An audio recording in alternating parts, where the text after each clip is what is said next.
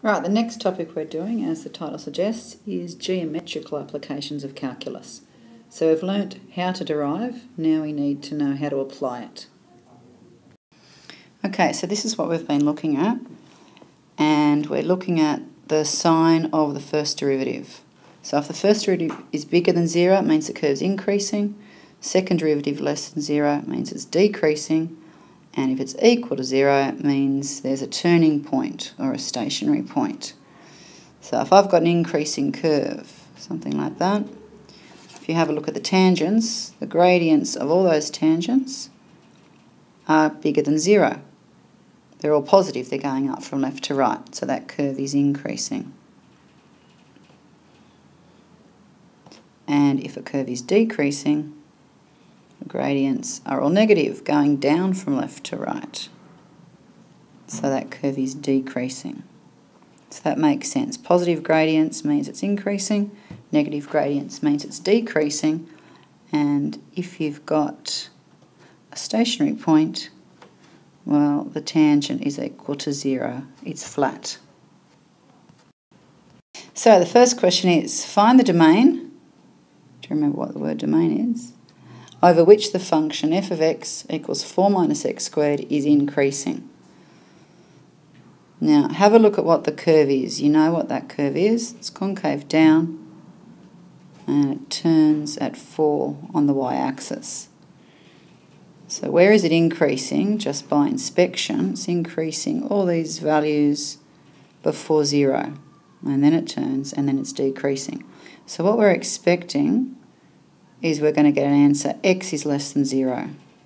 Let's have a look how that looks algebraically. So f of x equals 4 minus x squared. When you see the word increasing, decreasing or stationary, that is talking to you about the first derivative. So let's find that first derivative. Derivative of a constant 0, so it's negative 2x. Negative 2x. Now initially that looks like it might be decreasing. However, if you think about it, all the values from here away from 0, they're all negative. So if I sub a negative value into that x and I times it by a negative value, I'm always going to get a positive answer every single time. So therefore, and in a test you would write, for x is less than 0, the first derivative is always greater than 0. Therefore, curve is increasing for x less than 0, which is what we got when we just had a little look at it before. Okay, next question.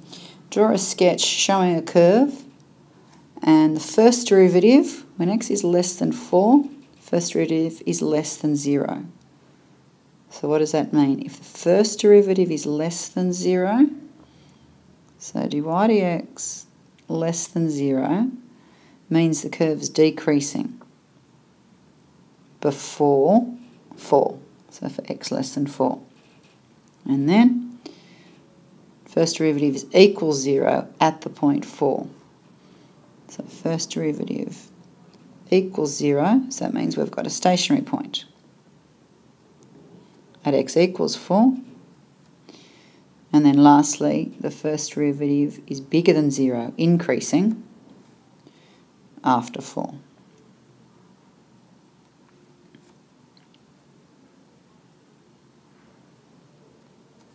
So it's simply a sketch. Oops, it's simply a sketch. Okay, so if we sketch it, just a little one here. There's the point 4.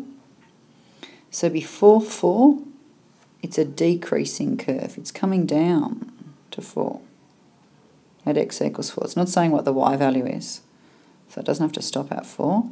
So before 4 it decreases, at 4 it's a stationary point, and then after 4 it increases. Which means it's decreasing before 4, stops at 4, it's a turning point, the tangent has a gradient of 0, and then after 4 it increases. So it doesn't matter what that vertex is here. That's the point 4. Okay? doesn't matter what the y value is, but that graph fits the information.